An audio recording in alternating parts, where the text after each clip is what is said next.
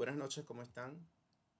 En la clase de hoy vamos a seguir abordando el tema del poder como medio de comunicación.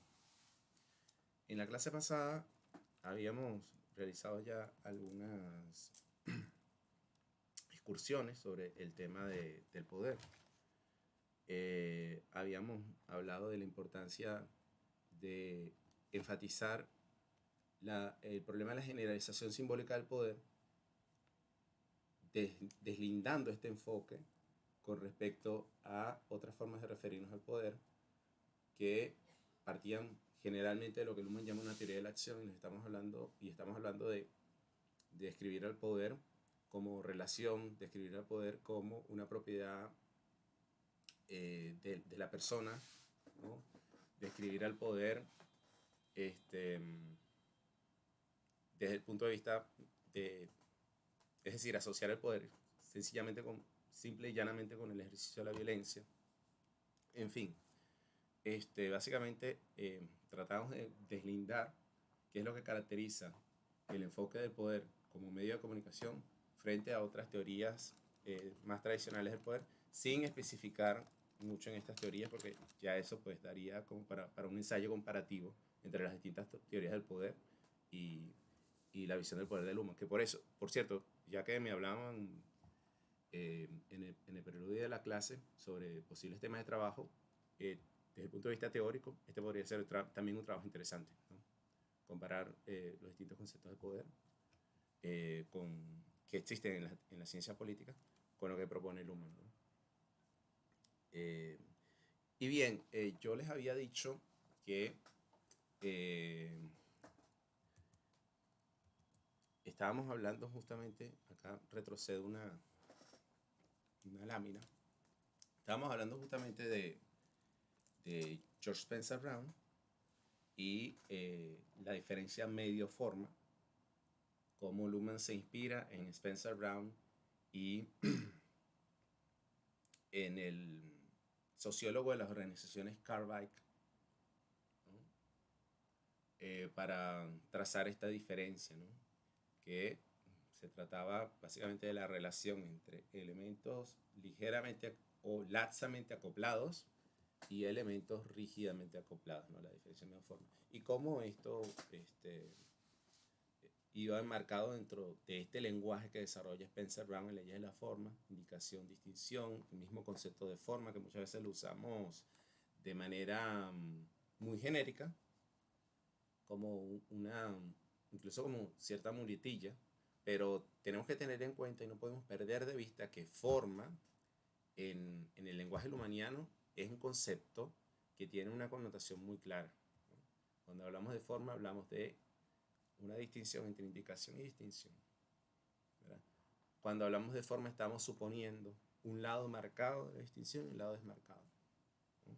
Cuando hablamos de forma en términos en la teoría lumaniana, estamos hablando en general de cálculo formal de Spencer Brown, ¿no? Entonces son detalles que no hay que perder de vista, ¿no?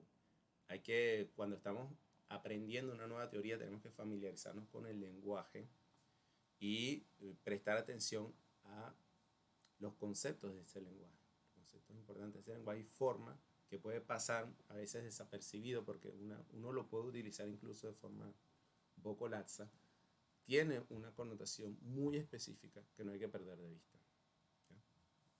Hablábamos de la medialidad, del sustrato medial, para referirnos a la potencialidad, para referirnos a ese contexto que como excedente de posibilidades, como horizonte de sentido, está presente en el medio del poder. Y hablábamos que existe una relación entre el concepto de sentido y el concepto de medios de comunicación, ¿no? Porque dado que cuando hablamos de medios de comunicación hablamos de la diferencia medio-forma, ¿verdad? Estamos hablando de contextos específicos de sentido. Y como vamos a ver un poco más adelante, esa especificidad del contexto de sentido va a venir, va a ser un producto, va a ser un desarrollo, va a ser un logro que se va a alcanzar a partir de la codificación del medio, ¿no? La codificación del medio es lo que va a permitir delimitar un ámbito de acciones y vivencias, ¿verdad?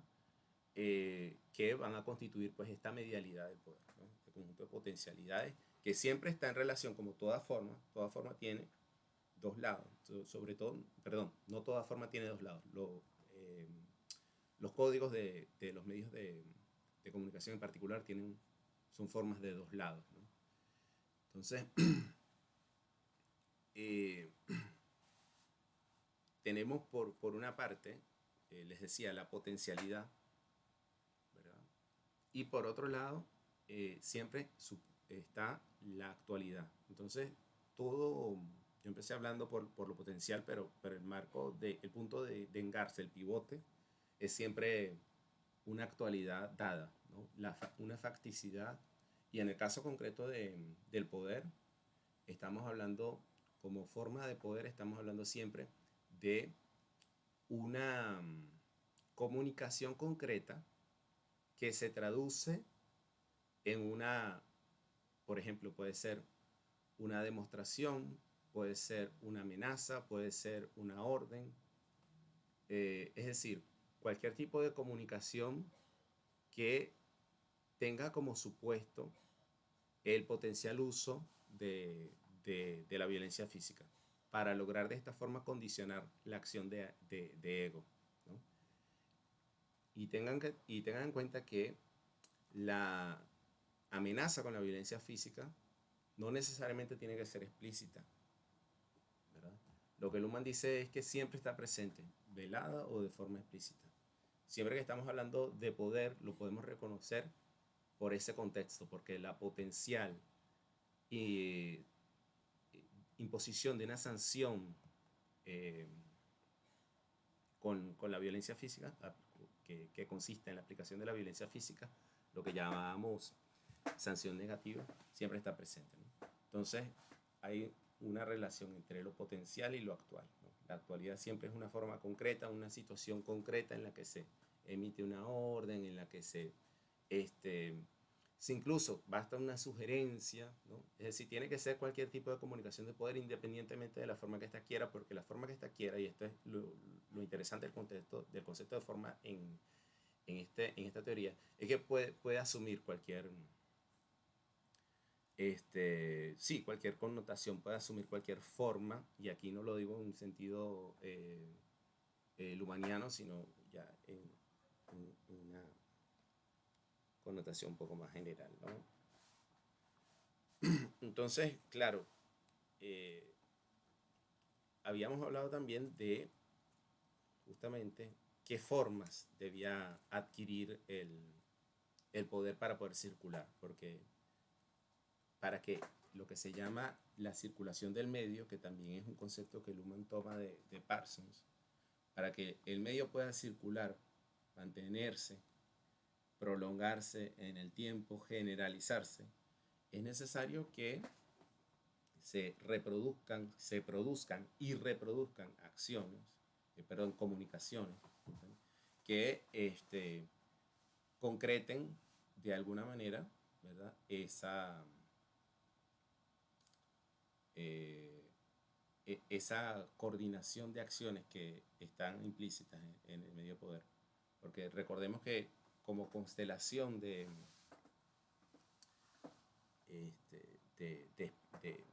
¿cómo lo llamamos? Constelación de atribuciones, perdón. Como constelación de atribuciones, recuerden que el poder implica la concatenación, la complementariedad, mejor dicho, más precisa esta palabra, la complementariedad de perspectivas de la acción de Alter con respecto a la acción de ego. El poder siempre se refiere a las acciones, ¿no? Y implica que la acción de Alter,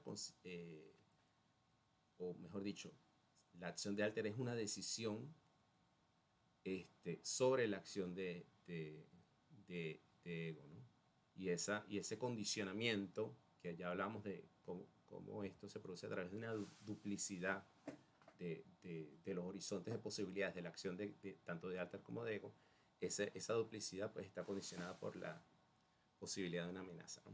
Ahora, acá tras este breve repaso sobre lo que discutíamos en la clase pasada, quería comenzar con una puntualización, ya que eh, hay un punto que se me escapó con respecto a lo que hablábamos justamente de esas formas que adquiere el poder, ¿no? Acá conviene puntualizar y profundizar, porque no solamente olvidé hablar, como lo pueden ver acá en el primer punto, del problema de la absorción de incertidumbre, sino que también quisiera tratar el problema de la influencia, porque como otros sociólogos, Luhmann también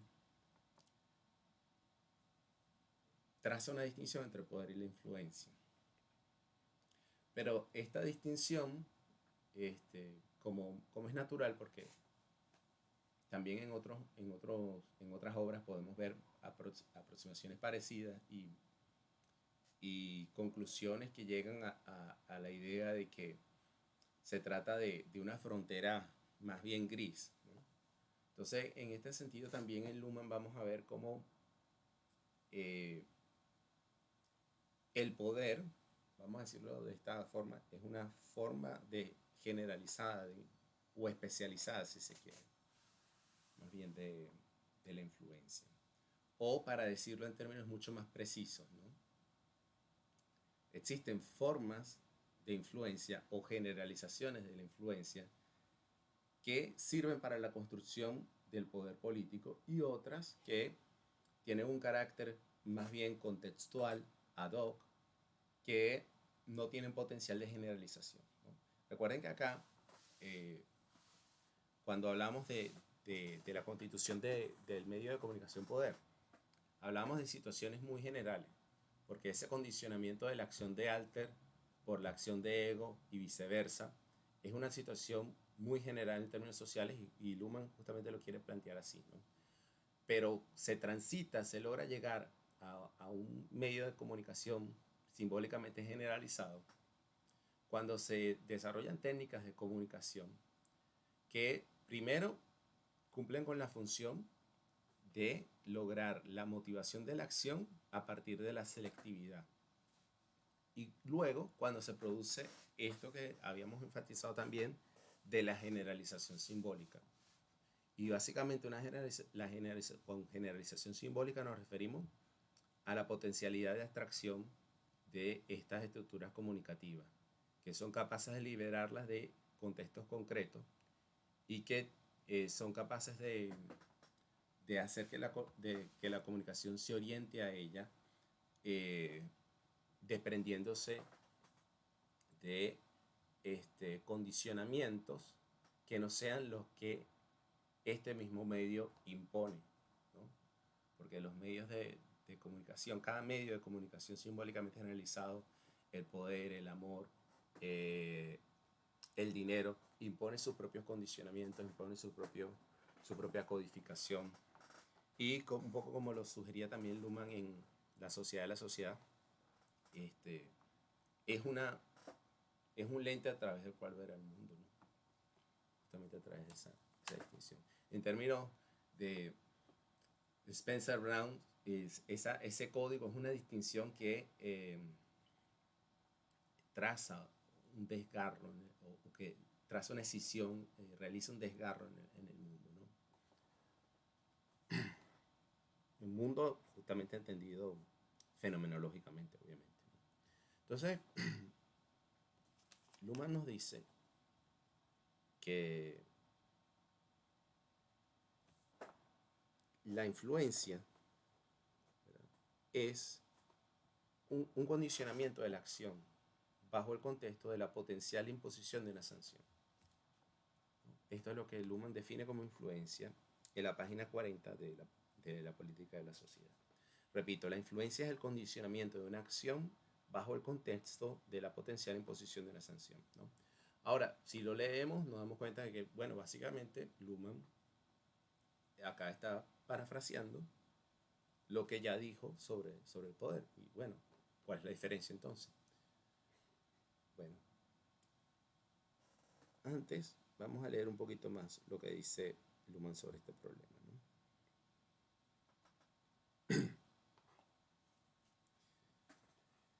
Luhmann dice, la influencia en este sentido abstracto está dada a partir de que los participantes en un sistema social dependen unos de otros y por tanto temen el descontento o el causar malestar en los otros y quieren alcanzar evaluaciones positivas y tratan de mantenerlas. Cada asociación social descansa, y en esto se expresa la elasticidad temporal, en gran medida en la racionalidad de un individuo que busca ventajas y que evita desventajas, un individuo calculador. La solidaridad se desarrolla secundariamente y justamente a través de una forma generalizada de cálculo que el singular se puede ahorrar. No es poco importante aclarar esto, porque el poder político nunca se libera de estas precondiciones, nunca las elimina, sino que las usa y las incrementa en ciertas direcciones. El poder político es influencia social. En alemán dice ist und bleibt, es como que es y permanece, es y sigue siendo, podría decirse, podría traducirse, ¿no? El poder político es y sigue siendo influencia social. Este párrafo quería leérselo porque es muy interesante, ¿no? En primer lugar, hay un aspecto acá que es muy jovesiano, muy jovesiano. Recuerden que, digámoslo de esta manera, la sociología se constituye en esta, digámoslo así, en términos de aprovisionamiento de ideas, en este contexto intelectual ilustrado sobre todo en los grandes teóricos del derecho natural, ¿no? Y entre ellos, por supuesto, Thomas Hobbes, ¿no? Hay otros como Wolff, que desarrolló una teoría de la acción, y es recién que algunos sociólogos le han dado importancia a esto, ¿no? Por ejemplo, Daniel Chernilo, que ha tocado este tema recientemente, pero por lo general Hobbes ha sido el más destacado, y de hecho en Parsons también puede verse mucho la impronta de Hobbes, ¿no? Entonces, la primera cosa que llama la atención es esa, ¿no? Acá justo, y de hecho habla de unión social, ¿no? Entonces, una unión social compuesta de individuos calculadores, eso es sumamente hobbesiano, ¿no? Eso es una de las cosas que llama la atención acá, ¿no? Y el otro punto que llama la atención es justamente que argumenta que en el sistema social existen formas de sanción que no son imposición de sanciones negativas en el sentido político de el ejercicio de la violencia física, sino que son sanciones que podríamos denominar morales, ¿no? Una sanción en términos de que podríamos ver, porque él utiliza la palabra alemana Unmut, ¿no? Que puede traducirse como rechazo, disgusto, descontento. Entonces, esto quiere decir que el hombre, según esta perspectiva, pero el hombre es un concepto muy, muy general que Luhmann no utilizaría en este contexto. Borren eso. El individuo, como lo dice justamente acá, que tampoco es un párrafo un poco raro porque tampoco es un concepto que él use mucho, ¿no? De hecho es una categoría que él trata de desconstruir en otros ensayos, pero en fin, ¿no? Estamos hablando entonces de un individuo que busca aceptación, que busca ser evaluado positivamente por el otro, ¿no? Y esto es lo característico de lo social, ¿no? Esta doble contingencia. Siempre hay una relación de doble contingencia entre la perspectiva de alter y la perspectiva de ego, ¿no? Y ya sabemos que alter y ego son roles o posiciones intercambiables que cada cual puede jugar en determinado momento, ¿no? Entonces, justamente en este ir y venir entre alter y ego, ¿verdad? Está el problema de anticipar en términos de conductas y en términos de estructuras de expectativas qué acciones, ¿verdad?, pueden ser vividas o experimentadas por ego de forma que obtenga de ego una evaluación positiva, que obtenga aquiescencia, que obtenga apoyo y bueno, en el peor de los casos que sencillamente no obtenga oposición, ¿no? Pero claro, también no podemos decir que somos indiferentes a la indiferencia, ¿no? Si sentimos indiferencia, eso también lo podemos evaluar en cierta forma eh, negativamente. No es peor que el rechazo, pero tampoco es bueno, ¿no? Entonces, es interesante porque acá hay justamente una descripción de cómo ocurre en las sanciones en el sistema social, cómo ya en el sistema social hay formas de imposición de sanciones. Pero lo que ocurre acá es que esa sanción primero no es algo generalizado, está contextualizado, depende primero de los sistemas de interacción, está distribuido en sistemas de interacción. Eh, la diferencia del sistema de interacción con el sistema social se presenta en este caso como, bueno, las normas de la sociedad, qué opinará la sociedad, o el contexto que nos delimita la sociedad. Estamos en el trabajo, un contexto laboral, estamos en el colectivo, en la parada, estamos en un restaurante, es decir, la sociedad viene a ser acá el contexto del sistema de interacción, el mundo que rodea este sistema de interacción. Entonces, eh, esa sanción está en esa articulación entre la interacción y lo social, pero se da concretamente en los sistemas de interacción, ¿no? En la interacción en tu familia, la interacción con tus compañeros de trabajo, la interacción con otras personas en determinadas situaciones, en la calle, en el tránsito, te comiste una luz, etcétera, ¿no? No le diste el puesto a una señora en el colectivo, ¿no?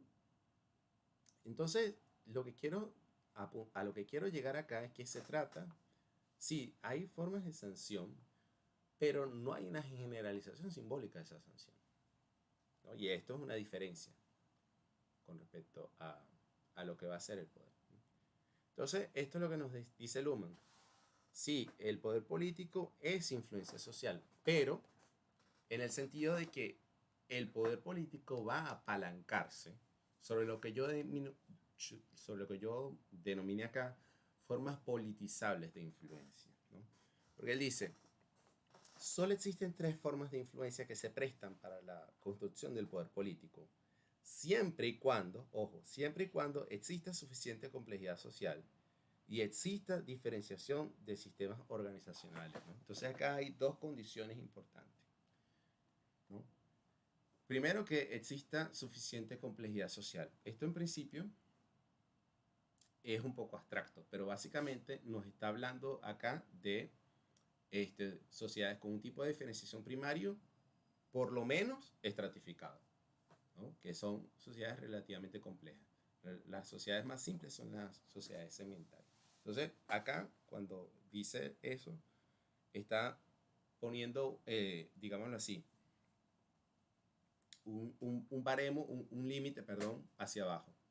No pueden ser sociedades cuya forma de diferenciación primaria sea segmentaria, porque no son sociedades suficientemente complejas, ¿no? Tiene que ser por lo menos sociedades diferenciadas primariamente por estratos. Recuerden que cuando digo primariamente, ¿verdad? Quiero decir que no es que en esa formación social, en ese sistema social del que estamos hablando, no existan otras formas de diferenciación, sino que la más compleja es la primaria. Y es por ende la que lleva pues la delantera, no la delantera, la que lleva el testigo, la que lleva, la que conduce la evolución social, ¿no? Porque es la que más tolerancia a la complejidad tiene y mayor complejidad despliega, por ende absorbe a las menos complejas, ¿no? En este sentido. Entonces a eso nos referimos con forma de diferenciación primaria, ¿no? Y luego dice que además tienen que existir sistemas organizacionales, es decir, tienen que diferenciarse organizaciones. La organización, y esto lo vamos a ver un poquito más adelante cuando hablemos del Estado, es un sistema social que se diferencia por la distinción membresía-no membresía. Es decir, la diferencia sistema-entorno que traza todo sistema social en la organización es a través de la membresía. Quien no es miembro está en el entorno. Quien es miembro forma parte del sistema. Y naturalmente, como sistema autopoiético, el sistema mismo organizacional decide cuáles son las condiciones de membresía, cuáles son las condiciones para ingresar y permanecer en la organización. Además de esto, que es sencillamente, estamos hablando del problema de los límites del sistema, ¿no? El sistema organizacional se reproduce autopoiéticamente a partir de las decisiones, ¿no? Entonces, aquel tipo de comunicación que produce y reproduce una organización son las decisiones, ¿no? Y las decisiones es un tipo de comunicación particular que, bueno, esto no lo vamos a discutir más adelante, pero por ahora, para decir de forma resumida y sin dejarnos en el limbo de qué se trata una organización para el Luhmann y por qué es importante señalarlo en este punto, pues creo que con lo dicho basta, ¿no? Igual, si tienen alguna duda, pues por favor pregunten. Entonces, repito, para Luhmann solo existen 3 formas de influencia, que son las que vemos acá abajo, que se prestan para la construcción del poder político, siempre y cuando, es decir, no basta que estén presentes de forma de influencia, sino que además tiene que existir suficiente complejidad social y en ese sistema social tienen que haber organizaciones, ¿no? Entonces, estas formas politizables, como yo lo pongo acá, de influencia son la absorción de incertidumbre, las sanciones positivas y las sanciones negativas, ¿no?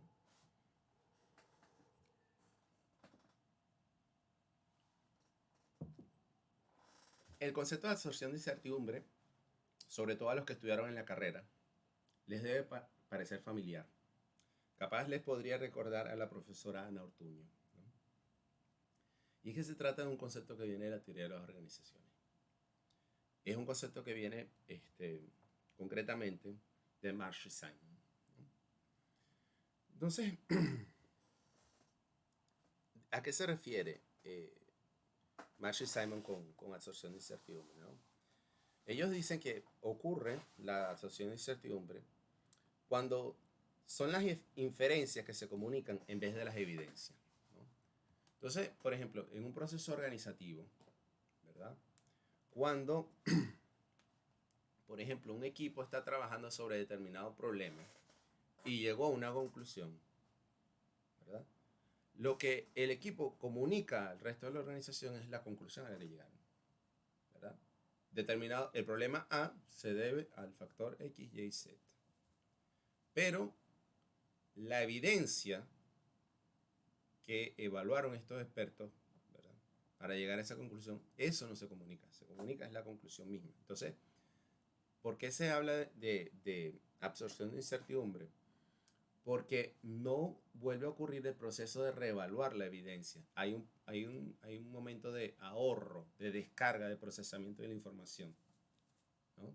Esto tiene obviamente una ventaja, y es que facilita, ¿verdad?, Por ejemplo, la toma de decisiones, ahorra tiempo, descarga en términos cognitivos a otros subsistemas dentro de la organización.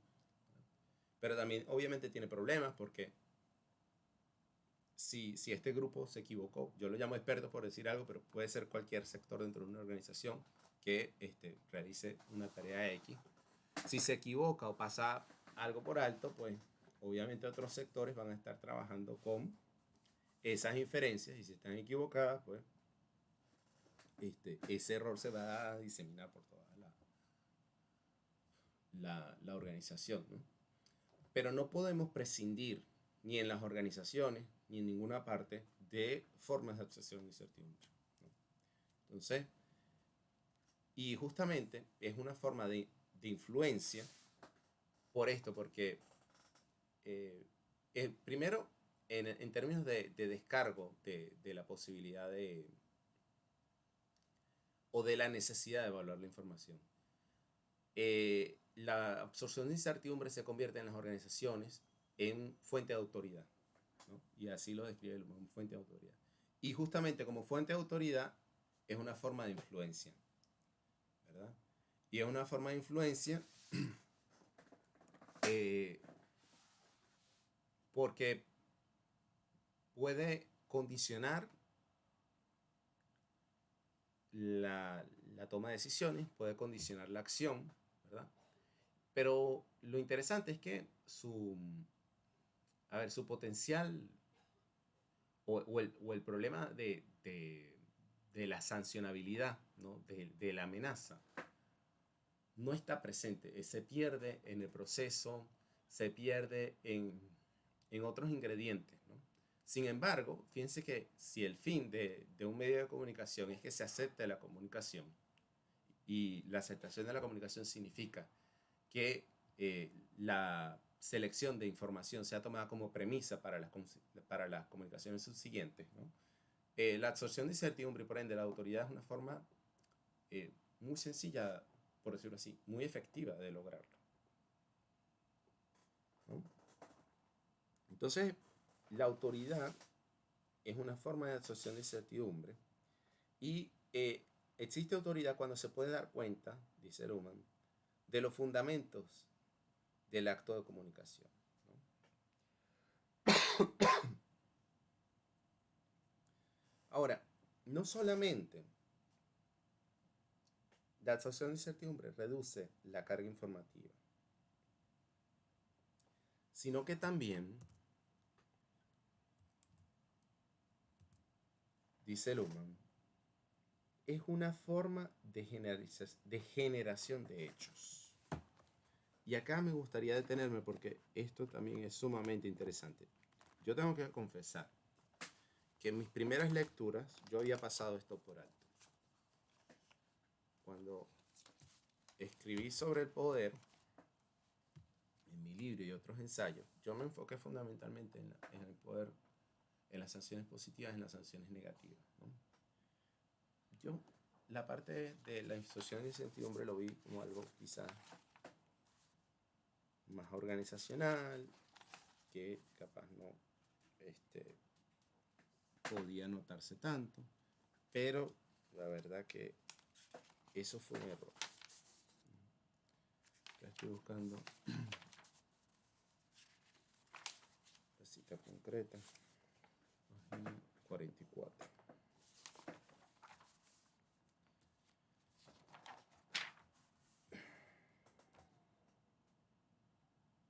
Entonces, claro,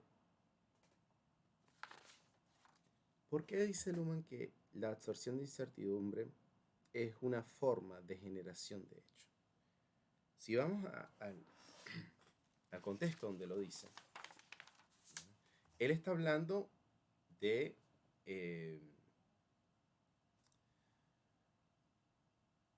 el contexto de una organización, ¿verdad? Y las formas de influencia en esta organización, ¿no? Como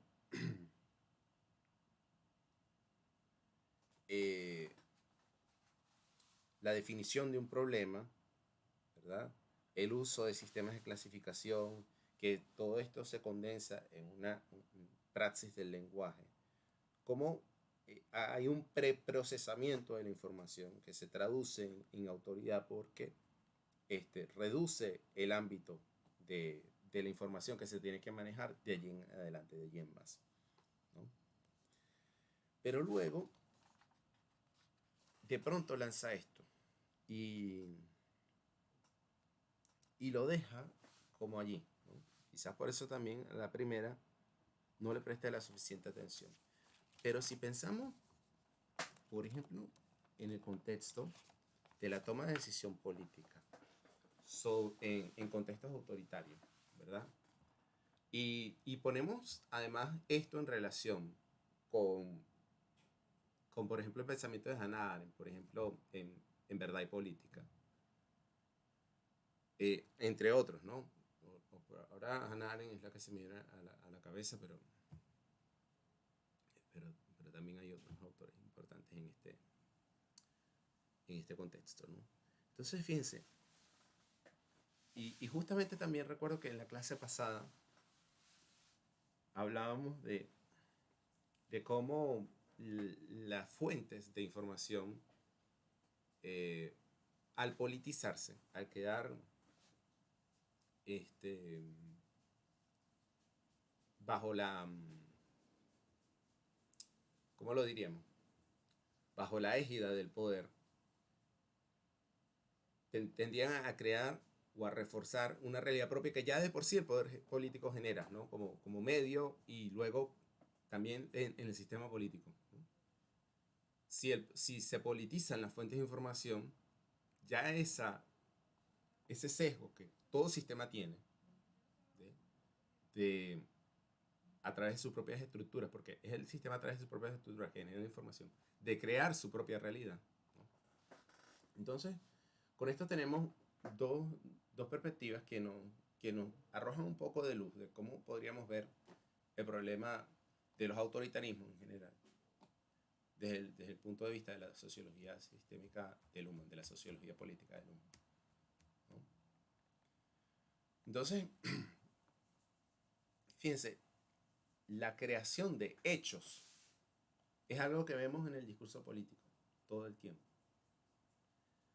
En especial, porque es la manera más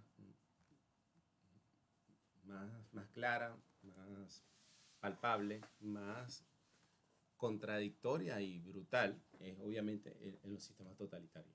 Pero en general, ¿verdad? Existe esto. Por una parte, es un problema, vamos a decirlo de esta manera, constitutivo de lo político en el sentido de que el sistema político, como un sistema clausurado operativamente, tiene que generar sus propios hechos, porque son esos hechos los que forman la autopoiesis de la política, la comunicación política, ¿no? Entonces, naturalmente, y a través del código, el sistema político genera su propia narrativa sobre el mundo, genera sus propios acontecimientos, que son sus descripciones del mundo, ¿no? Y esta comunicación se reproduce autopolíticamente, ¿no? Esto a un nivel muy general, ¿no? Entonces, en ese sentido, la creación de hechos, pues, vamos a decirlo así, es algo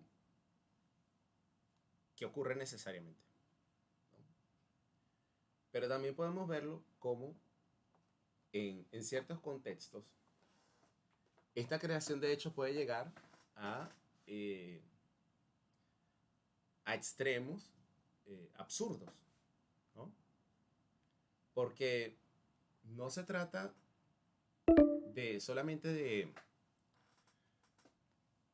de la perspectiva política sobre las cosas, sino que es cuando la perspectiva política sobre las cosas absorbe todo lo demás. Cuando la perspectiva política sobre las cosas, cuando el código político quiere absorber el código de lo económico, quiere absorber el código de lo artístico, quiere absorber el código de las relaciones íntimas, quiere absorber el código de los otros sistemas funcionales y monopolizar la comunicación de la sociedad. Entonces, en ese punto, la creación de hechos, ¿verdad?, se convierte en una creación de realidad por parte del sistema político. Y es el absurdo que vemos en los sistemas totalitarios.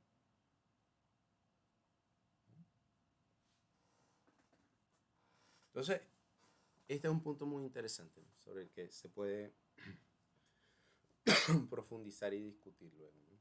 Cómo la absorción de incertidumbre es una forma de generación de hechos. Y es una forma de generación de hechos porque, por lo que les decía, en este sentido de la descarga de información. Imagínate con lo que Clifford Geertz llamaba como una descripción densa, ¿no? Imagínate una situación compleja, ¿verdad? Que es simplificada, ¿no? Y esto lo vemos muchísimo en la comunicación política, sobre todo como se la ve en la opinión pública, ¿no? Sobre todo como se la ve en el discurso de los políticos. Los problemas políticos, por lo general, son problemas sumamente complejos. Pero la forma en que lo discuten los políticos lo simplifican en exceso, ¿verdad? Lo simplifican en un sentido de que de prepararlo para la decisión. Y esto es necesariamente lo que hace todo sistema político, ¿no? De un estar a favor o a estar en contra, ¿no? Entonces, en este sentido, el sistema político procesa la información y realiza una absorción de incertidumbre porque necesita simplificar los temas, necesita simplificar los problemas de manera de prepararlos para la decisión.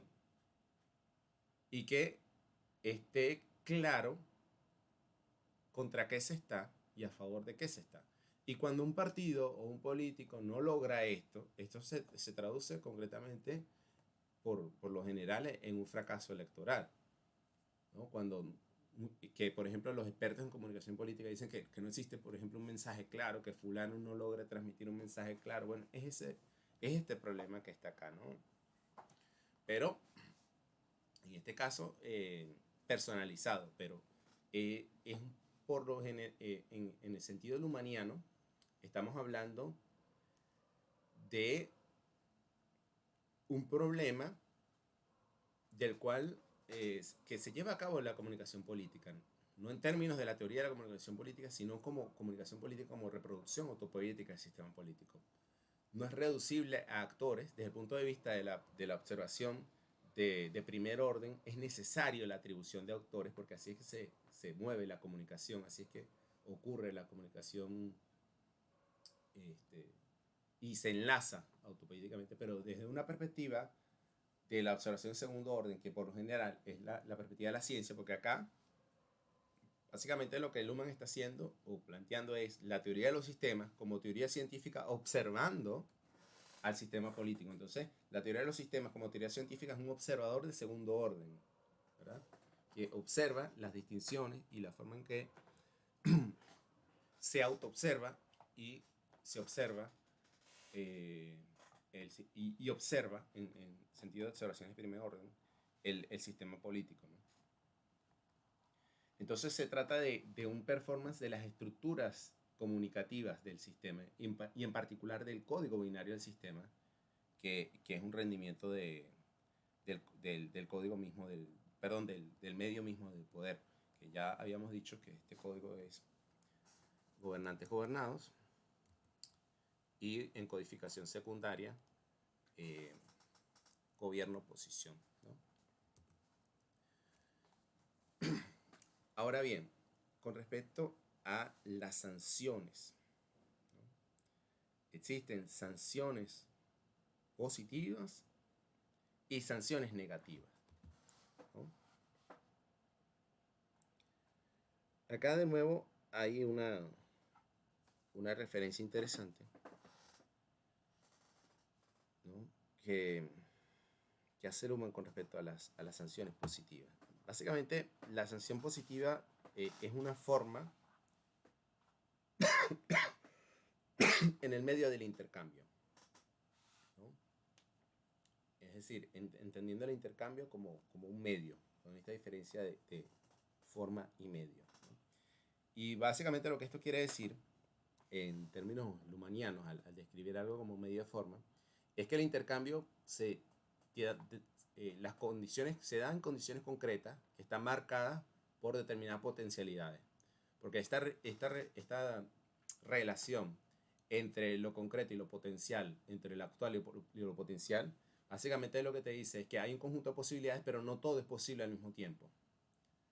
en determinada constelación, en determinado momento, hay cosas que son posibles y otras que no, ¿verdad? Entonces, al escribir algo como medio y forma, esto es una de las cosas que se está poniendo sobre el tapete, ¿no? Que existe una constelación de potencialidades que en función de determinada actualidad tienen la posibilidad de asumir determinadas formas y se excluyen otras potencialidades, otros problemas, ¿no? Entonces, se trata de un intercambio, la sanción positiva, pero que normalmente toma la forma de un pago, ¿verdad? Normalmente el dinero está por medio. Y acá, la existencia de sanciones positivas, ¿verdad?, exige la diferenciación de un sistema funcional para la economía, ¿verdad? Entonces, hay un acoplamiento acá también entre un tipo de sanción y un sistema funcional, ¿no? En este caso, el sistema funcional de la economía. Si una economía funcionalmente diferenciada, ¿verdad?, no podría existir un mecanismo de sanción positiva suficientemente generalizable, porque fíjense lo importante del dinero, la prestación del dinero acá es su carácter generalizable, porque si no existe el dinero, queda en el mero intercambio, y como mero intercambio, ¿verdad?, queda en las redes de reciprocidad social, ¿ya? Y claro, en este sentido, no es que la política no dependa hoy en día de redes de reciprocidad, pero el dinero como medio de intercambio permite una mayor generalización y esta forma obtiene mejores prestaciones para lo que se quiere, que es la aceptación de la comunicación, en este sentido para cambiar la acción de las personas o comprar la aquiescencia, el consenso, ¿no?, la aceptación de, por ejemplo, una decisión política.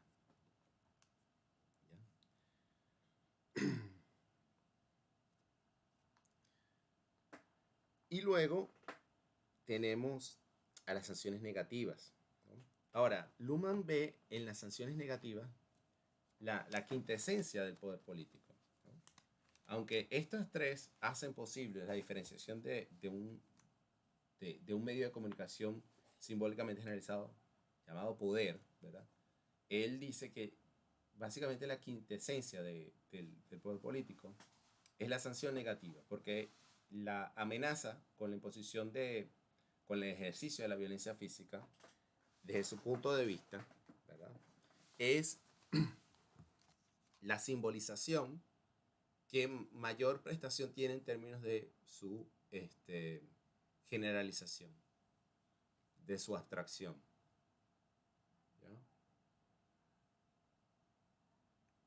Si nos damos cuenta, los sistemas políticos modernos tienen formas muy sofisticadas de simbolizar esa potencialidad de la violencia, ¿no? Porque si bien son necesarios los ejércitos, la policía, no es necesario que los ejércitos estén en las calles todo el tiempo, ni la policía en todas partes, para, para simbolizar para simbolizar la presencia, en este caso, como lo diríamos concretamente, de un Estado, ¿no? Porque el Estado como organización es el que lleva a lo concreto esta potencialidad de amenazar con la violencia, ¿no? Perdón, alguien... Noel. Sí, doctor, una pregunta. ¿El poder político entonces puede acudir como forma politizable de la influencia, tomar al mismo tiempo incertidumbre y sanciones positivas, o debe tomar alguna de las tres? No, mira, hay cosas que hay que distinguir, ¿no?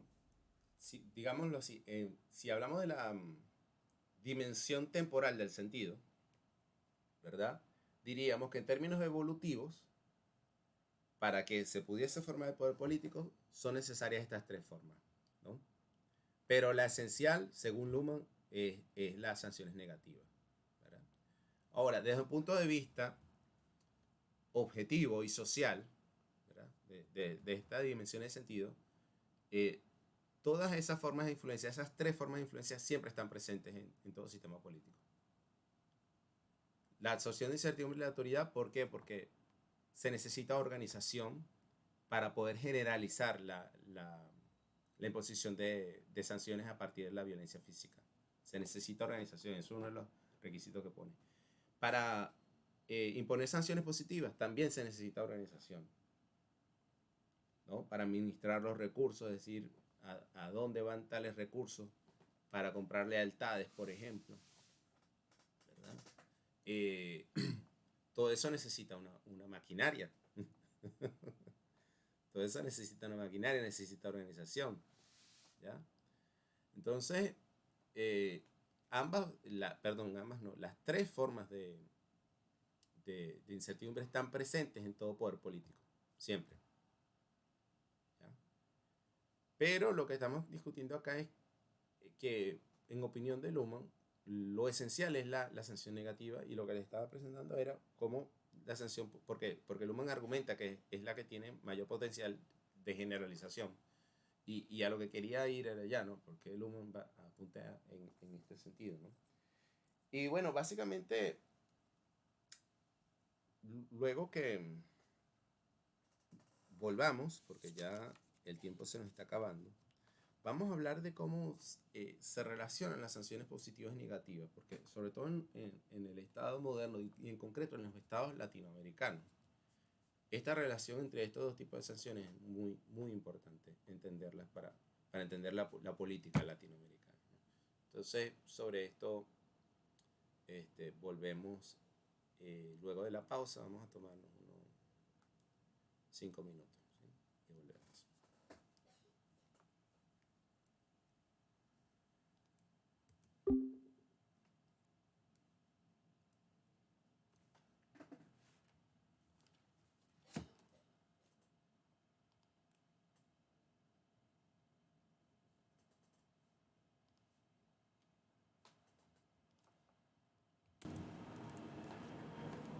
Continuamos.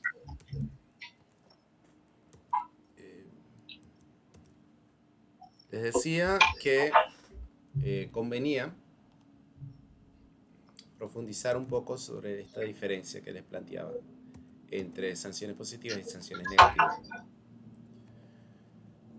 La principal diferencia, como la marcamos primero, es, vamos a decirlo de esta manera, la característica principal de cada una, ¿no? La sanción positiva consiste en influenciar la conducta a partir de, por ejemplo, ofrecer dinero, ¿no? Lograr la conducta deseada con la oferta de dinero. La sanción negativa consiste en lograr la conducta deseada con la amenaza explícita o velada del ejercicio de la violencia física. De acá se deducen dos cosas. Primero, que la sanción positiva necesita ejecutarse, ¿verdad? Se necesita que el pago, que la transacción se efectúe, ¿verdad? Porque si no se efectúa, al principio, digámoslo así, puedes lograr lo que quieras, pero no tendrías dificultad en mantener en el tiempo esa conducta, y más bien puedes sembrar un descontento que se te puede devolver, ¿no? Mientras que la sanción negativa, ¿verdad?, depende de su no ejecución. Tú logras lo que quieres porque no tuviste que llegar al punto de ejercer la violencia. Si tuviste que llegar al punto de ejercer la violencia, pues no lograste lo que querías.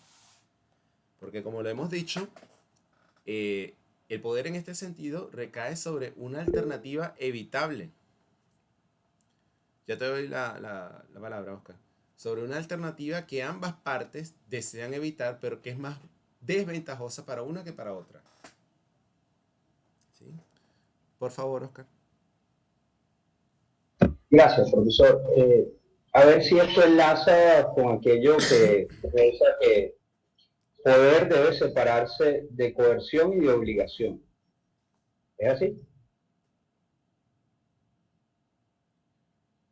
A ver,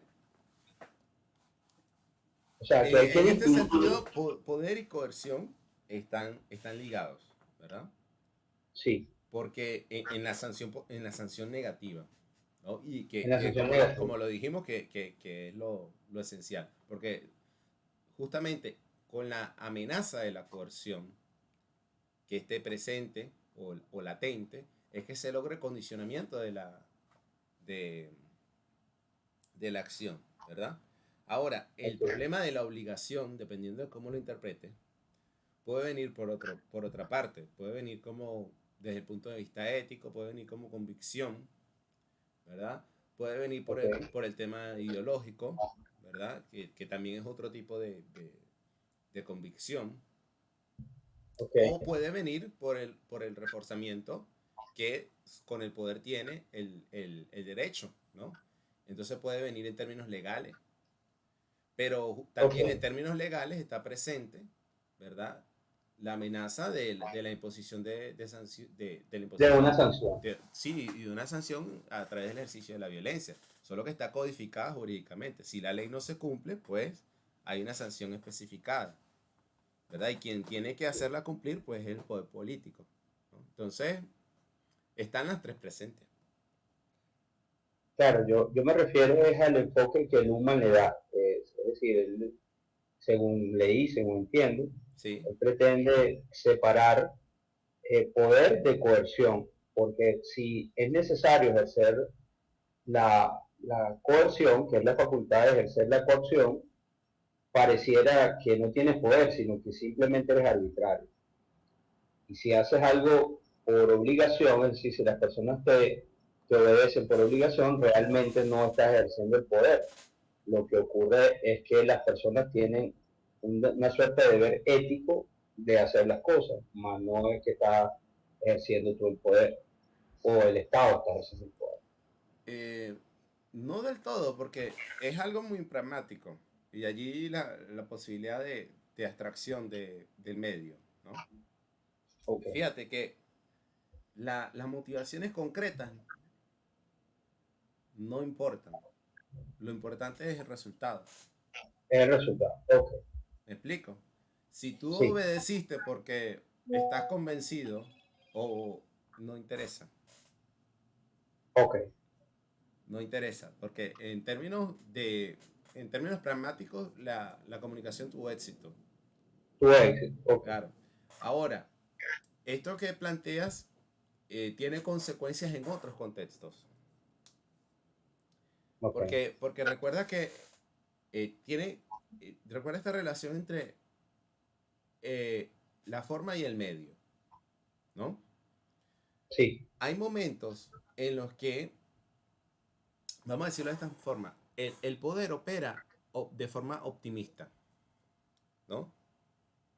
¿Y qué quiere decir esto de forma optimista? Que tiene la perspectiva de que va a tener éxito al lograr digamos así, la el influencia, cometido, la sí, influenciación.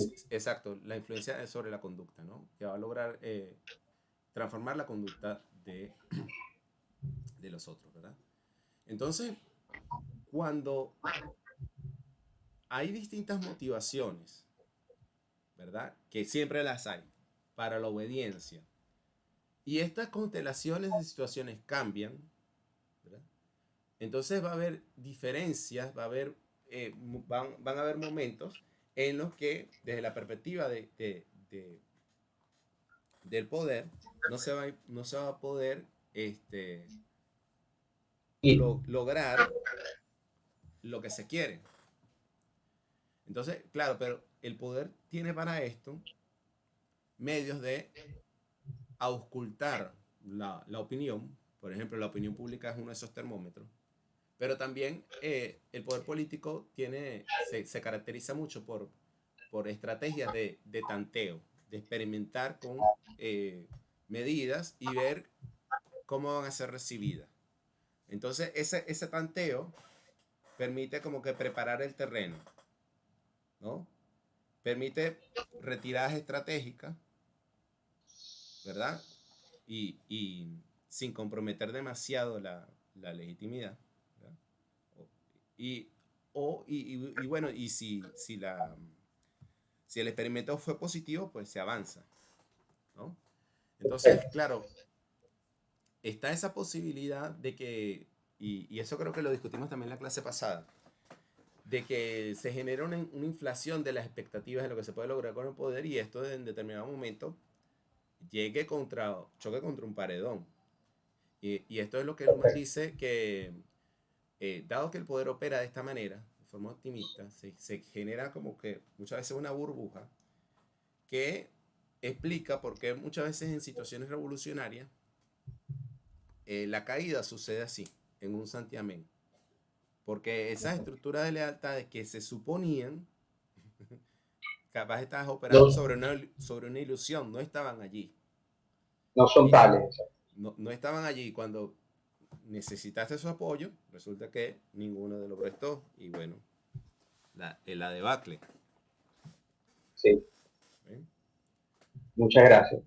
Y también depende de esto que dijo también Luhmann, que citamos sobre Luhmann al principio, ¿no? De que el poder es y recae en la influencia social, ¿no? Entonces, es como que vamos a decirlo de esta manera, como que distintos niveles que se apoyan unos sobre los otros, ¿no?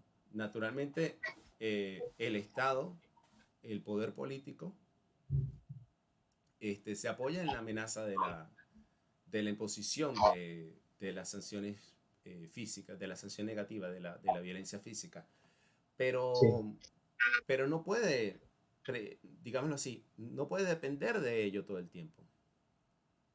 Debe ser muy cauteloso sobre las condiciones en las que se imponen las sanciones, ¿verdad? Pueden usar estas sanciones como ejemplo, ¿verdad? Pueden recurrir a ciertas estrategias de intimidación, pero todas estas estrategias tienen costos, ¿verdad? Entonces, costos primero en términos de legitimidad, ¿verdad? Y costos en términos de las redes de apoyo que se tienen. Porque cuando me refería, ya te doy la mano, Raúl y Rómulo, a lo que me refería con estos niveles es que eh, el poder político se va acumulando sobre las formas de influencia social, ¿verdad? Porque los políticos no están aislados. Los políticos como personas, ¿verdad? Son partícipes en redes de interacción, en sistemas de interacción, sí, ¿verdad? Y de esas redes de interacción ellos obtienen y trafican con apoyos, por decirlo así. Traficar en términos muy generales, pero no claro. necesariamente peyorativos, pero es así, ¿no? Sí, bueno, tráfico como intercambio, Exacto, entendido como intercambio. son redes de apoyo Claro. en términos concretos, ¿no? ¿Ya? Raúl, por favor. Gracias. Buenas noches, profesor. Una pregunta, para poner un caso específico en cuanto a sanciones negativas, positivas y todo esto, ¿no? La inhabilitación política. La inhabilitación política la podemos ver como una destreza comunicativa del poder, como un acoplamiento estructural del sistema político con el sistema controlor o el sistema legal, Sí, como la construcción de una estructura paralela para disimular, ¿no? Disimular lo que realmente se quiere lograr para evitar, por ejemplo, una sanción de violencia física, pero hay una sanción de naturaleza política electoral. ¿Podría más o menos aclararnos eso, profesor? sí. Está buena la pregunta. Fíjate que naturalmente se trata de un instrumento legal, para empezar por allí, ¿no? es un instrumento legal que se impone a través del tribunal, ¿verdad? Y es decir, desde el punto de vista formal, ¿verdad? Es una decisión basada en el Estado de Derecho. Desde el punto de vista formal, político, legal. ¿Ya? Pero naturalmente, del contexto mismo de lo político, ¿verdad? Y de la situación que todos conocemos, es bastante claro que hay una instrumentalización política de lo legal, ¿verdad? Es evidente también que no existe autonomía en los tribunales, en el Tribunal de Justicia, ¿verdad? Sino que como organización son una parte integral, no del Estado, porque del Estado siempre lo es, sino del partido que gobierna. ¿Lo ven? Entonces, claro, cuando hay esta posibilidad de emplear a lo jurídico como herramienta política, obviamente no estamos en un sistema democrático. ¿Ya? Y naturalmente es más fácil tratar de disfrazar una decisión con un barniz legal, sobre todo cuando se puede utilizar el sistema jurídico como herramienta política, como arma política, que recurrir directamente a otro tipo de sanciones, ¿no? Porque, fíjense ustedes, el ejercicio de la violencia física debe ser el último recurso, suele ser por lo general el último recurso, porque implica siempre un desgaste. Es como que cuando tienes que aplicar la violencia física, digámoslo de esta manera, la potencialidad del medio es reducida.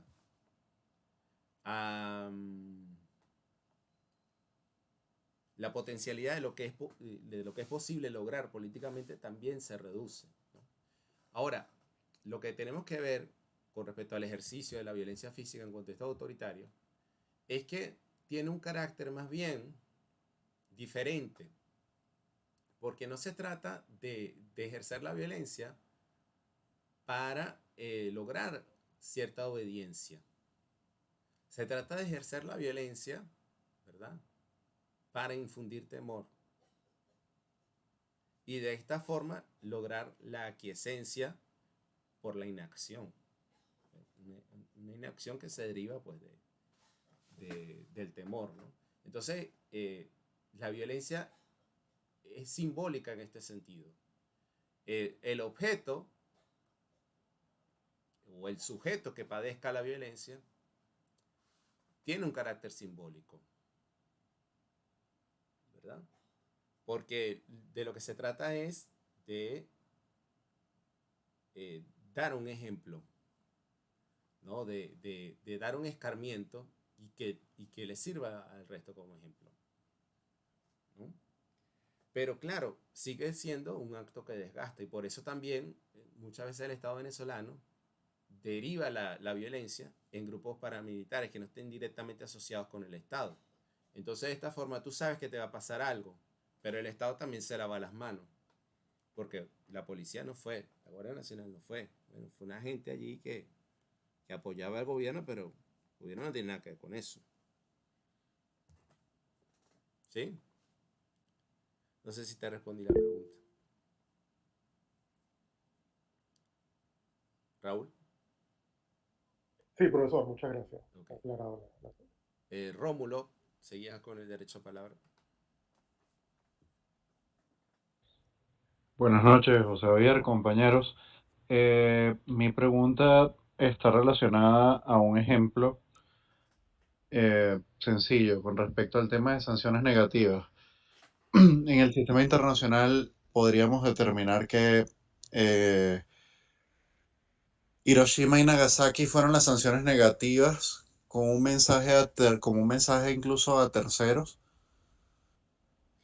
No, bueno, que trataba precisamente de controlar eh, al resto de los actores del sistema, o por lo menos conducir, lo que pasa es que controlar el cuando ambiente hablamos del conducir, sistema y conducir internacional conducta. o del sistema de política internacional, como lo llama Matías Albert, o del sistema interestatal, como lo llama Luhmann, ya ahí cambia un poco el contexto, ¿verdad?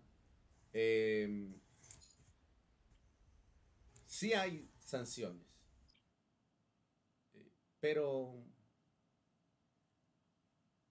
pero son más que todo sanciones positivas, ¿verdad? Eh,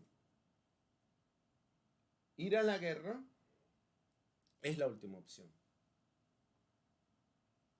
Ir a la guerra es la última opción, ¿no? Y, y claro, lo que tú pones como ejemplo es una decisión en el contexto de una guerra. Por ende, no eh, verla en sí misma como sanción puede ser un poco rebuscado, no sé. Porque ya son decisiones ya en el contexto mismo de una guerra, ¿no? Y bueno, ver a la guerra como una forma de sanción en el sistema internacional, mm, no lo creo. La amenaza con la guerra puede ser, pero, pero ir a la guerra, bueno, es análogo a tener que ejercer la violencia en el poder nacional. No es el objetivo, no es lo deseable. Lo deseable es Pero poder la mantener escalada, la conducta sin tener que ir a la guerra. pero la escalada nuclear no es una sanción dentro de la misma guerra. No, como una sanción. Es un contexto complejo, sí. Este, y tiene más que ver con la estructura de un sistema internacional bipolar que con formas de sanciones. Se fue el audio. ¿Me escuchan? Yo sí escucho. Ok. Noel, ¿me escuchas? Noel. Creo que Noel es el que tiene problemas con el audio. Todos los demás me escuchan. Raúl, ¿me escuchas? Sí, profesor. Sí, quizás sea Noel que tiene problemas con el audio. Ok. Sí, le pueden comunicar por mensaje, por favor. Sí, ¿en qué estaba, Rómulo? Me perdí por un momento. En el tema de que, bueno, que es mucho más rebuscado entenderlo, lo que pregunté como una sanción, porque la guerra supone un contexto mucho más complejo. No, yo lo que decía con respecto a la guerra en concreto es que la guerra ya es imposición de la violencia. Y si tienes que ir a la guerra, no estás logrando tu fin, que es lograr afectar la conducta del otro, incidir en la conducta del otro. Ahora, la guerra te puede tener otros motivos, ¿eh? Y eso ya es otra cosa, ¿no? Y si la guerra con un segundo actor es un mensaje para un tercero, Sí, claro, puede interpretarse en ese sentido, por supuesto. Porque todas esas connotaciones están presentes en la comunicación política. Pero lo que decía también con respecto a la escalada, yo lo veo más como una estructura, pero un resultado de la estructura internacional, ¿no? De un sistema internacional bipolar, un sistema interestatal bipolar. ¿Ya? ok. Noel, no sé si me escuchas. Creo que no me escucha. Bueno, porque él tenía la palabra. Pueden decir, Ya le avisé por el grupo del WhatsApp que quizás es él que tiene problemas con el audio. pueden decirle que, vamos a decirle por acá, que abra su micrófono e intervenga.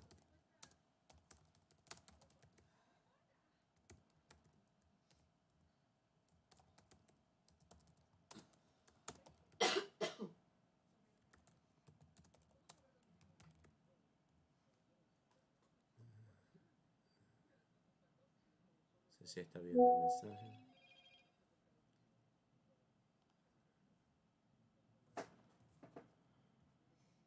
Porque igual luego va a poder ver la grabación y... Bueno, sigamos mientras tanto. Bien, entonces les decía que la condición de la sanción positiva es que tiene que ejercerse, tiene que imponerse a condición de lograr su meta, mientras que la sanción negativa, ¿verdad? No debe imponerse.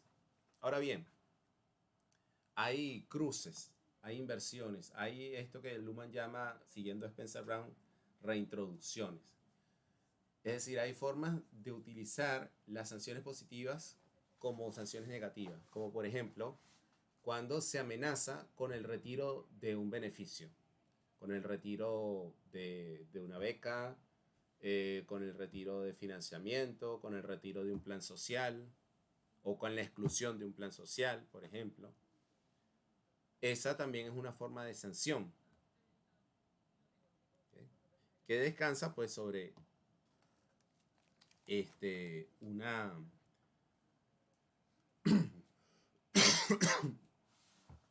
amenaza, ¿no? Una amenaza con perder un beneficio, ¿ya? Pero además de esto, ¿verdad? Existe el siguiente problema. Yo, por ejemplo, he argumentado que desde el punto de vista evolutivo, las formas de organización del poder o estados, ¿verdad? Tienen distintos caminos evolutivos, siguiendo un poco la tesis de Charles Tilly, ¿no? Entonces, hay estados que han evolucionado recayendo principalmente en la imposición de sanciones negativas, ¿no? Que serían la vía de la coerción, en el libro de Tilly sobre coerción, poder y estados en Europa, ¿no? Sería la vía de la coerción, la vía primaria de la coerción.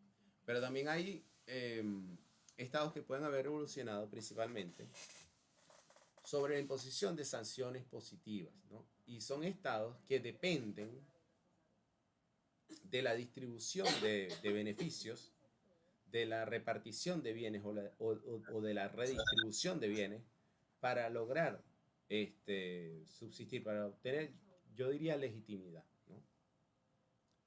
Esto fue una tesis que yo he defendido. Esta es una tesis que yo he defendido. Ahora bien, Luhmann dice que la legitimidad solo se obtiene de las sanciones negativas.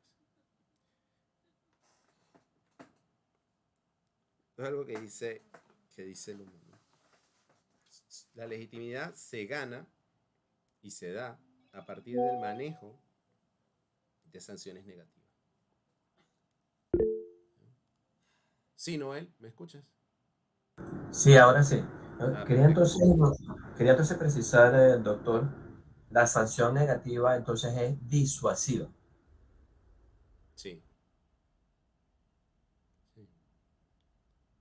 O sea, eh, puede... A ver.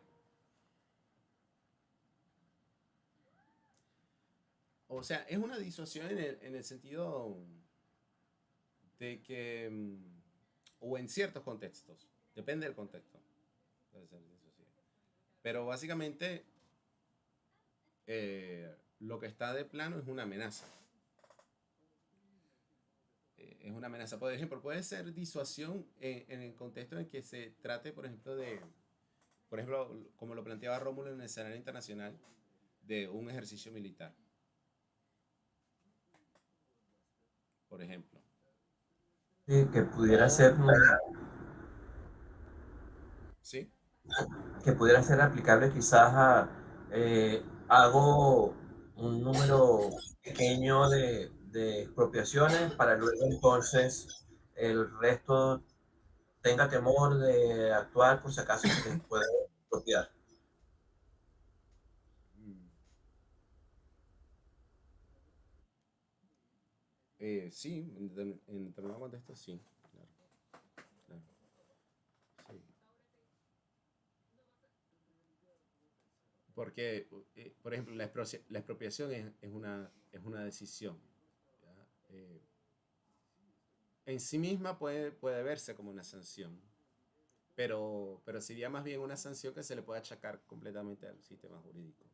Una decisión legal que el sistema político, o dicho más en términos formales, jurídicos formales, que el Poder Ejecutivo llevó a cabo, ¿no? Eh, pero, claro, del contexto político puede verse también como tú dices, pues como una forma de infundir temor, ¿verdad? Y lograr aquiescencia. Sí. Pero, aunque pueden darse contextos que, en que funcione la disuasión, lo fundamental es la amenaza, siempre. La potencialidad de la amenaza. ¿Sí? Y esa potencialidad de la amenaza, doctor, pudiera decirse, si se mantiene en el tiempo, pudiera señalarse que para ese sistema político, el poder político va materializando una adquisición evolutiva en la sociedad. ¿En qué sentido? ¿Adquisición de En qué? en el sentido de tener temor de realizar una conducta que me pueda llevar a la sanción negativa de la expropiación. Ah, ya. O sea, según te interpreto, tú estarías apuntando a cuáles serían las consecuencias en el tiempo de una forma de ejercicio del poder que se base en el temor, básicamente. Es una pregunta interesante. Eh, Fíjate que el poder se juega cada vez que se toma una decisión. Es una apuesta. Y como ganas, puedes perder también. Entonces, fíjate, el poder recae es una generalización simbólica, ¿verdad? Y los símbolos también se pueden gastar, ¿no? Lo que se llama deflación, ¿no? Entonces, apostar sobre el temor es una apuesta alta. Es una apuesta alta. No necesitas depender todo el tiempo de eso. De hecho, muchas veces los estados totalitarios no dependen, a pesar de lo que se crea, todo el tiempo de eso. Su uso es más bien estratégico, ¿no? Hay un pasaje muy interesante en la novela de Solzhenitsyn, ¿no?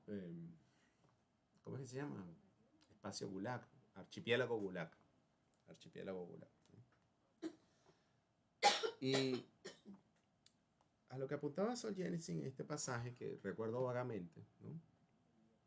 Es que cuando llegaba, por ejemplo, la policía y hacía una razzia en determinado sector, llegaban y empezaban a dar un conjunto de mini instrucciones. Cada una en sí misma era trivial. Párate aquí, ponte allá, levanta los brazos, ¿no? Y en sí mismo, esta concatenación de acciones triviales, ¿verdad? No era un abuso. Obviamente, la razzia misma era un abuso, el acto mismo era un abuso, pero no era un solo acto violento, sino que se descomponía como una suerte de actos triviales, ¿verdad? De instrucciones, que en sí mismas, pues, no representaban, pues, mayor amenaza, ¿no? Y tomo esto como ejemplo para subrayar algo que también se ha apuntado por otros autores, y es que hay un factor cotidiano en el poder, en el cual, a través de la rutina administrativa, ¿verdad? Y a través de la toma de decisiones administrativas, en principio banales, se obtiene la aquiescencia. Es decir, tú puedes tomar decisiones de grandes consecuencias, disfrazándolas bajo la banalidad administrativa, como un simple acto administrativo, ¿no? Son decisiones que pueden tener grandes consecuencias para la libertad, ¿verdad? que pueden violar derechos, pero que se rutinizan a través de lo administrativo. No sé si me explico, ¿no? Entonces hay un elemento cotidiano del poder que logra sus propósitos sin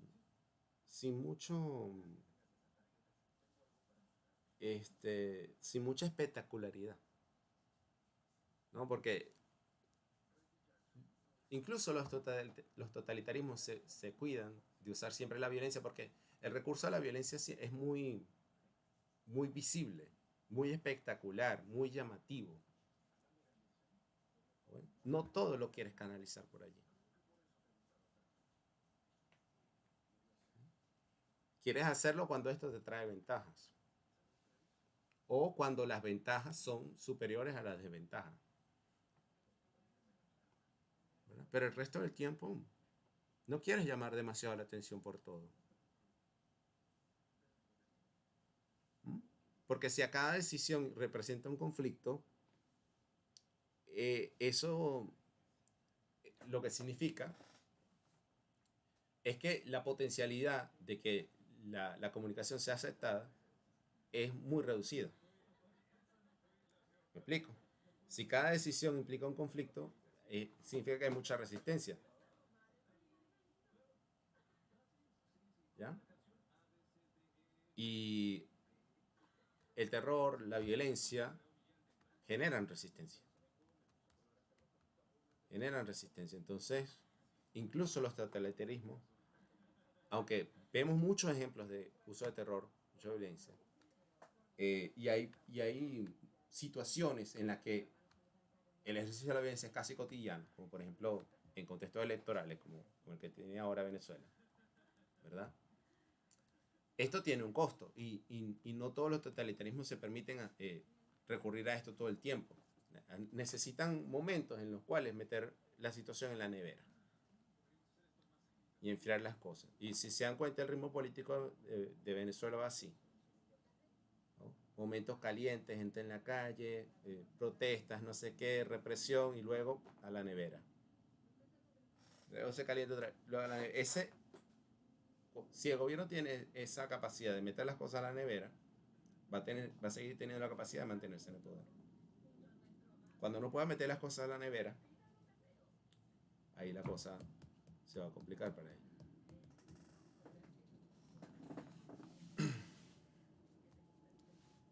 Bueno, continúo.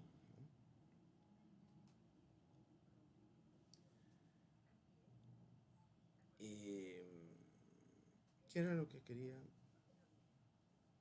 Ajá. Bueno, sobre la diferencia entre las sanciones positivas y negativas, que era lo que estaba apuntando acá. Estaba señalando cómo podían las sanciones negativas, las sanciones positivas, por ejemplo, transformarse en sanciones negativas, ¿no?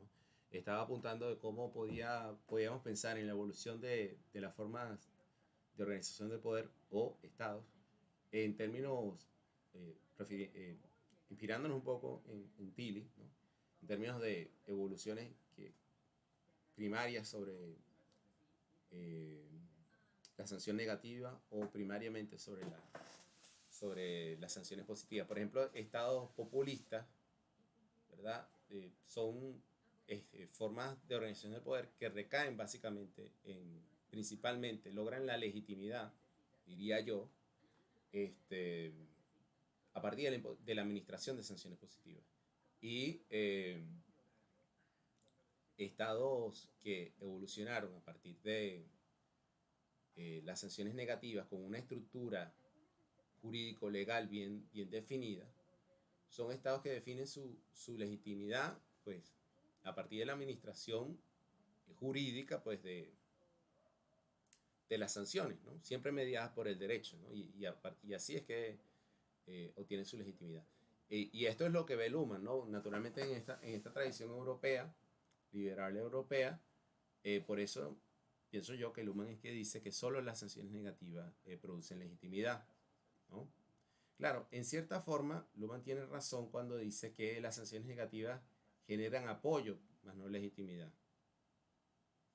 Y esto podríamos pensarlo sobre todo cuando vemos las crisis de legitimidad que tienen lugar en los estados latinoamericanos. Los estados latinoamericanos son principalmente estados que generan,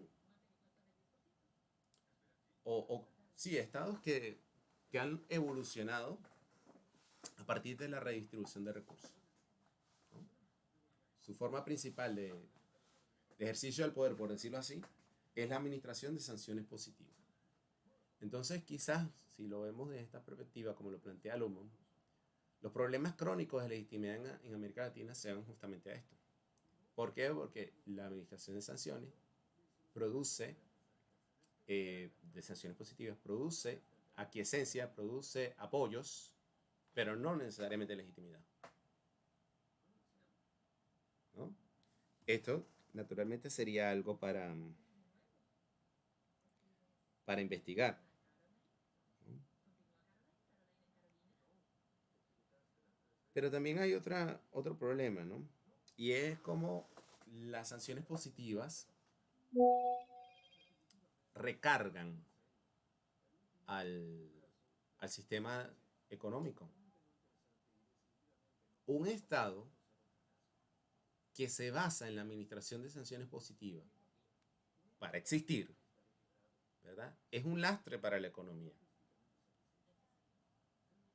Es un lastre para la economía porque de algún lado tiene que sacar esos recursos. ¿Cómo los obtiene? A través de empresas estatales, a través de impuestos, o a través de qué medios, del establecimiento de redes clientelares, ¿verdad? ¿A través de qué medios? ¿Bueno? Entonces, también acá hay otra perspectiva que, pienso yo, resulta muy ilustrativa de lo que es la política en América Latina, ¿no?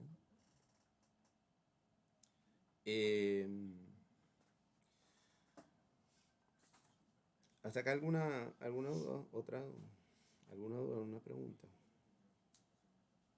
En ese sentido, doctor, de acuerdo con lo último que acaba de decir, entonces una sanción positiva puede coexistir al mismo tiempo con una absorción de incertidumbre a través de esta emisión de recursos.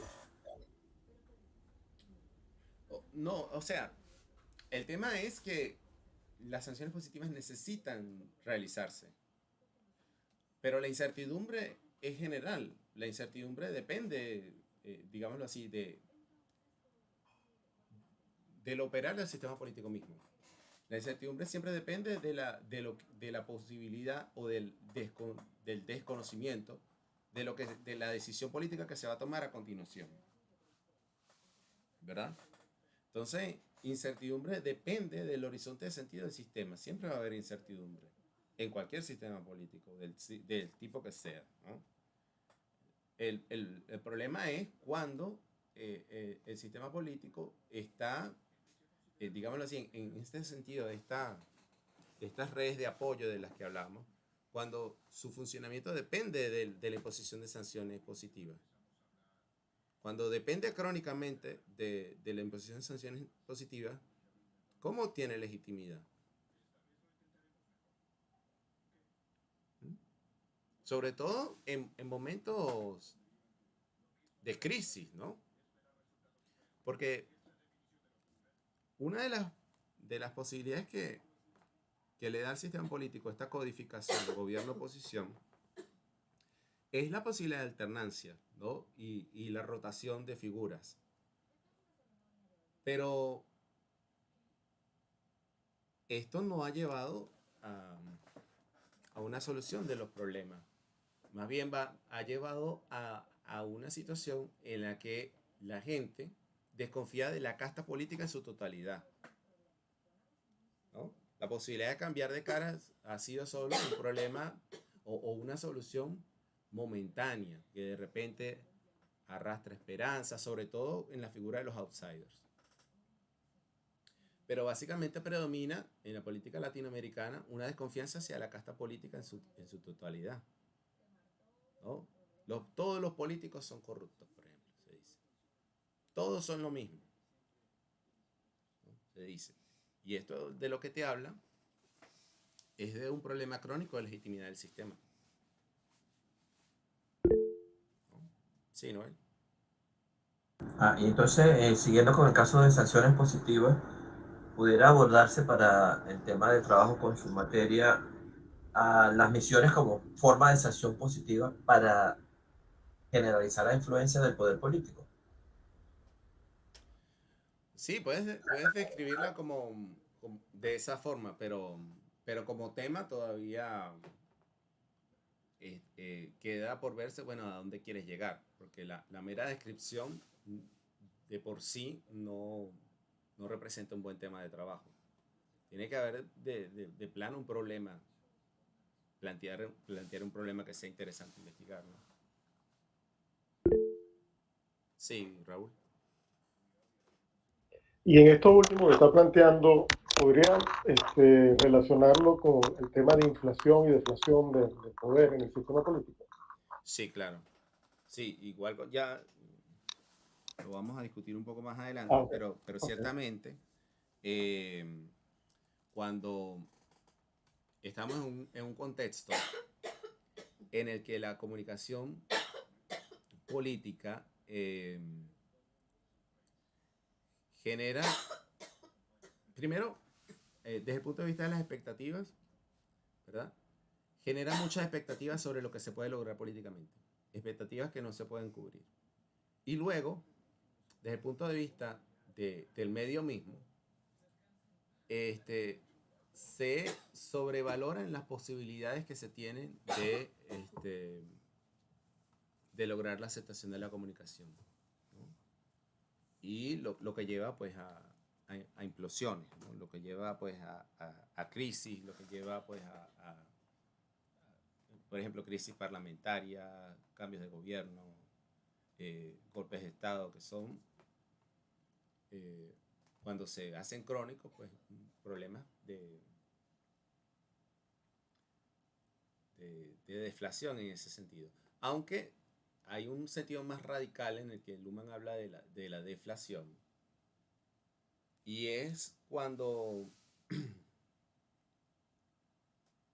básicamente el poder pierde su capacidad de generalización simbólica. Entonces, en ese sentido, la deflación es como un salto atrás en términos evolutivos. Es como la pérdida de complejidad social, pero en términos muy radicales. Por ejemplo, sería en un contexto por ejemplo, cuando esto que se habla, se me escapa el nombre de estado fallido, ¿no? Un contexto de estado fallido, ahí por ejemplo, estaríamos hablando quizás de, de un problema de deflación, ¿no? En términos más estrictos.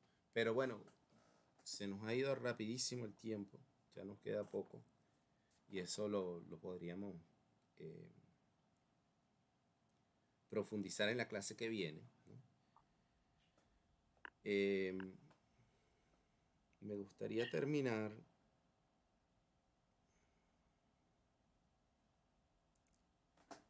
con una diferencia. Sí, me gustaría terminar apuntando a, a un tema que señala Luhmann, ¿no?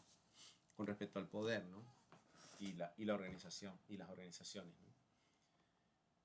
Es interesante que Luhmann haga una distinción entre el poder y el sistema político. No son la misma cosa. El poder necesariamente ha sido, en términos evolutivos, condición de posibilidad de la diferenciación de un sistema funcional para la política, ¿verdad? Y el poder brinda como medio de comunicación, ¿verdad?, la posibilidad de la toma de decisiones políticas, porque la toma de decisiones vinculantes colectivas es posible a través del poder, a través de la amenaza del poder. Pero todo lo que implica lo político no se reduce al poder. Y esto es algo que también me gustaría profundizar en la clase pasada, porque es un tema importante, ¿no? Por muchas veces hablamos del poder como la quinta esencia de lo político. En cierta forma sí lo es, ¿verdad? Pero esto no quiere decir que una teoría del poder nos va a explicar todo lo político, ¿no? El sistema político tiene una razón de ser y por eso se distingue del poder como medida de comunicación. Sobre eso también vamos a hablar la clase que viene. Bueno, si no queda ninguna otra duda por despejar, nos veremos la semana que viene. Buenas noches, profesor. Muchas gracias, profesor. Buenas noches. Buenas Para- noches. Gracias, doctor. Buenas noches. Buenas noches.